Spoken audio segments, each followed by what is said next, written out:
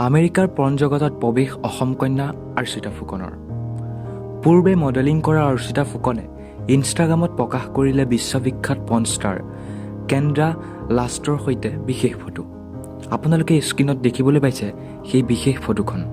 আৰু আমেৰিকাৰ পৰ্ণ জগতত প্ৰৱেশ কৰাৰ পূৰ্বে অৰ্চিতা ফুকন আছিল এগৰাকী মডেলিং, আৰু বৰ্তমানো তেখেত এগৰাকী মডেলিং ৰূপেই স্বীকৃতি লাভ কৰিছে।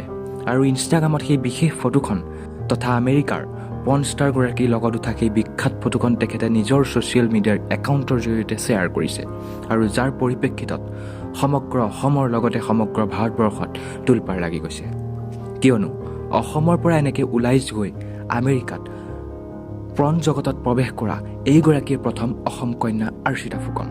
আৰু আপোনালোকে স্ক্ৰীণত দেখিবলৈ পাইছে সেই বিশেষ দৃশ্যসমূহ। বন্ধুসকল, ইয়াৰ ওপৰত আপোনালোকৰ মন্তব্য কেনেকুৱা তলৰ কমেণ্ট বক্সত এটা কমেণ্ট কৰি জনাবলৈ নাপাহৰিব। আৰু অধিক তথ্যৰ সহায়ত আমি অন্য এটা নতুন ভিডিঅ' আপোনালোকৰ আগত লৈ আহিম।